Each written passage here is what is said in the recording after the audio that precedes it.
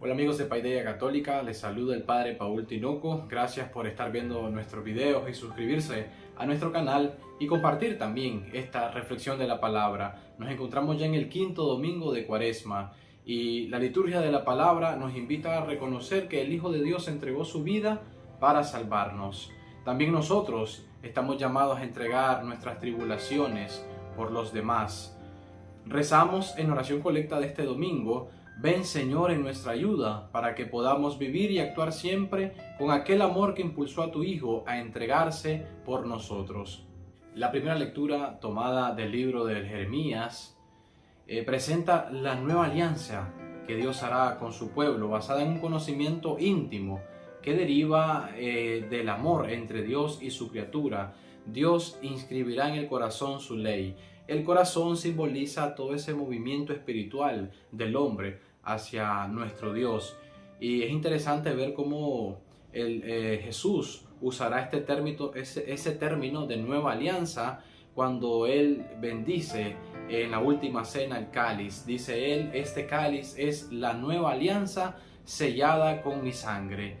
El acento recae sobre el adjetivo nuevo. En efecto, la alianza entre Dios y el hombre, que tenía una impresión político, bélico, como que Dios no iba a permitir que el pueblo de Israel cayese ante sus enemigos, ahora es sustituido por una nueva relación basada radicalmente en el corazón, es decir, en la conciencia y en la interioridad de cada hombre. Las tablas de piedra quedan reemplazadas por las tablas de carne del corazón humano transformado. La imposición casi eterna, conozcan a Yahvé, da paso al conocimiento interior, que es adherir nuestra inteligencia a nuestro buen Dios, nuestra voluntad, el afecto y nuestras acciones, para que Dios haga su voluntad en nosotros. Y así, hermanos, a la ley le sucede la gracia, al pecado el perdón, al temor una comunión íntima con el Señor, que crea una adaptación profunda entre Él, que me conoce, y yo que ahora le conozco a Dios. Impresiona más que todo esto Jeremías lo escriba en la época en que Israel había sido derrotado, destruido, y todas sus instituciones se han venido abajo. Esto sucedió en el año 586 a.C. Era lógico pensar en momentos de desesperanza, de desolación. Sin embargo, este profeta Jeremías proclama la esperanza y el amor de Dios por su pueblo. Así, hermanos, como el pueblo de Israel se encontraba en esa gran tribulación, la segunda lectura del libro de los Hebreos nos habla de que Cristo fue obediente a la voluntad del Padre, y Él sabía que Dios tenía el poder para liberarlo de todo el sufrimiento, pero da paso a lo fundamental de toda oración, que es mantenerse fiel a la voluntad de Dios en cualquier circunstancia, incluso en la más penosa. El orante así es llevado a transformarse interiormente por la firme adhesión a la voluntad de Dios. Y Cristo convierte toda su vida, todo su ser, en un auténtico y perfecto sacrificio. En este proceso de ofrenda personal y existencial, Cristo aprende lo que es y significa obedecer. Es un aprendizaje verdadero, un verdadero perfeccionamiento, no fruto de conocimientos, ni tampoco de cosas, normas éticas, principios morales, sino que es existencial. Él lo va experimentando en su carne, en su naturaleza humana, que participa de también nuestra ignorancia, el extravío y del error, como la nuestra. Entonces, esa naturaleza humana de Cristo es recreada, y Cristo comprende cuál es la voluntad del Padre de entregarse por cada uno de nosotros. Y cada uno de nosotros también, hermanos, podemos asociar nuestros sufrimientos a la pasión redentora de nuestro Señor Jesucristo. Seguramente muchas veces hemos leído ese pasaje de Colosenses 1:24 en la que Pablo explica: ahora me alegro por los padecimientos que soporto por ustedes, y completo lo que falta a las tribulaciones de Cristo en mi carne, en favor de su cuerpo, que es la iglesia. Podemos pensar y creer que Pablo era un masoquista, pero en el fondo Pablo comprendió el valor redentor de su sufrimiento en provecho de muchos.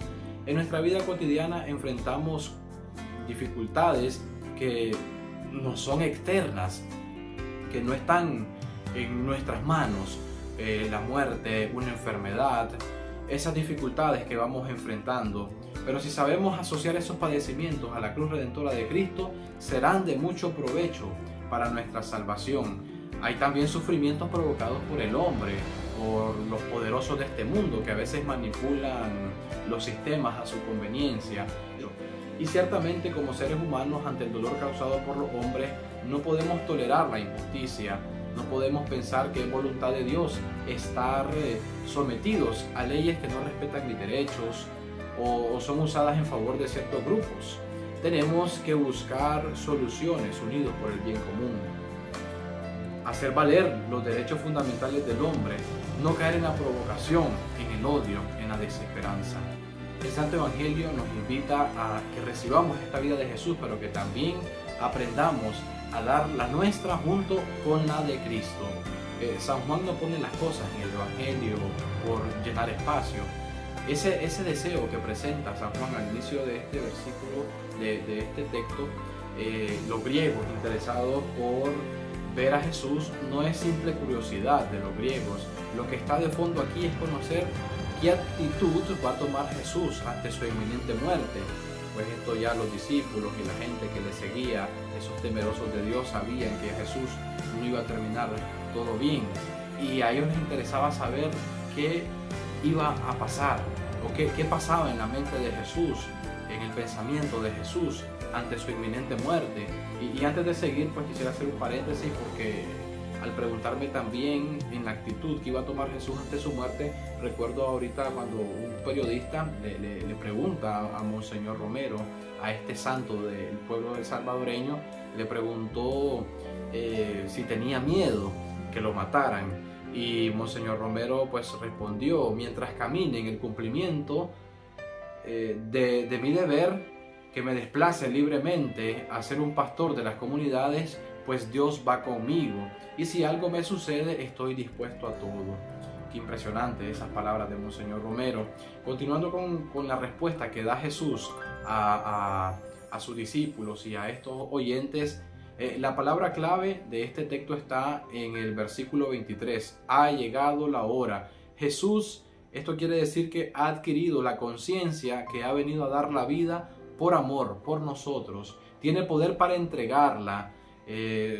Su pasión Él no la ve como algo que le viene injustamente, sino que es un don de sí mismo. Es una lección de parte de Jesús, porque nosotros también tenemos que aprender a recibir esa vida que nos va a dar Jesucristo, pero también a dar la nuestra junto con la suya por el bien del mundo, por la salvación de los hombres. Muchos pueden estar pensando, ¿verdad? Yo ya soy anciano, no tengo nada que hacer, ¿y ahora qué? Pues siguiendo esta actitud de Jesús, puedes decir: estoy a tiempo, es la hora. Es la hora de dar mi vida por los demás, por los que me están necesitando, de dejar esas actitudes de pecado, de esas actitudes que no hacen bien a mis sobrinos, a mis nietos, a mis hijos, y cambiar de vida. Es la hora. Un enfermo que está pasando, por ejemplo, por un cáncer terminal, por encima de esto puede decir: bueno, yo doy mi vida, la entrego en favor de mis seres queridos, y hacer una ofrenda al Señor agradable. Y cuánta salvación puede obrar el Señor, ¿verdad? Haciendo un milagro, sanándote, o que por esa enfermedad, obviamente no querida por Dios, por algo natural, pueda unirse tu familia. A veces tenemos disgustos con nuestros amigos, con nuestra familia, a pesar de sentir que nos están quitando la vida. A veces, a base de disgusto, podemos decir: pues no, yo entrego voluntariamente mi vida, sin odiar, sin rencor, sin resentimiento, para la salvación del mundo. Nos dice el versículo 24 de este capítulo 12 de San Juan: si el grano de trigo no muere, no dará fruto. En cualquier circunstancia que nos encontremos, hermanos, podemos entregar junto a Jesús nuestra vida, completar la pasión de nuestro Señor, de la que nos habla San Pablo. Que Dios entonces, hermanos, ayude a nuestra fe para ver la voluntad de Jesús en nuestras vidas. Bendecido domingo, hermanos. Dios les bendice.